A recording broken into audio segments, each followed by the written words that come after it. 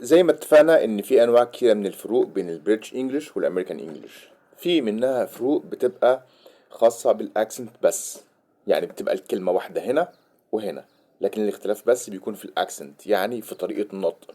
وقبل كده عرفنا مع بعض ايه الفرق بين الاكسنت والديالكت.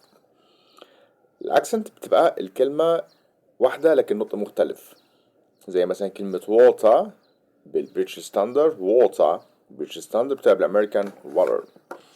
كلمة مية ما اختلفتش، اللي اختلف النطق، دي اسمها الاكسنت.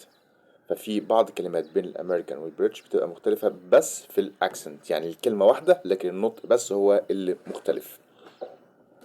لكن في فروق تانية، في فروق بتبقى الكلمة اصلا مختلفة.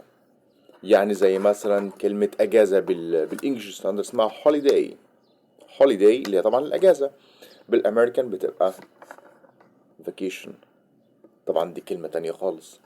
كلمات تانية زي كلمة شقة مثلا، بالانجلش ستاندرد بتبقى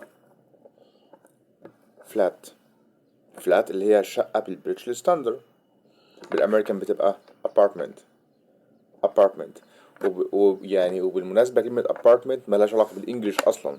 apartment الامريكان واخدينها من اللاتين languages، من اللغات اللاتينية، واخدينها تحديدا من الفرنسية.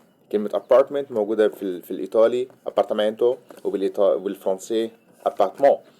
بس هو في الإنجليش كلمة apartment متاخدة من الفرنسي تحديدا، لأن احنا زي ما عارفين إن في كلمات في الأمريكان إنجليش متاخدة من الفرنسي، وكمان متاخدة من الإسباني، وكمان متاخدة من الإيطالي، وحتى بعض كمان متاخدة من الألماني.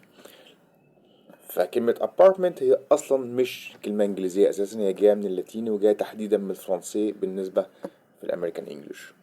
ده بعض الفروق بين الكلمة اللي تبقى هنا مختلفة عن هنا تماما. طبعا ده مش فرق اكسنت، ده فرق الكلمة اصلا بتبقى مختلفة.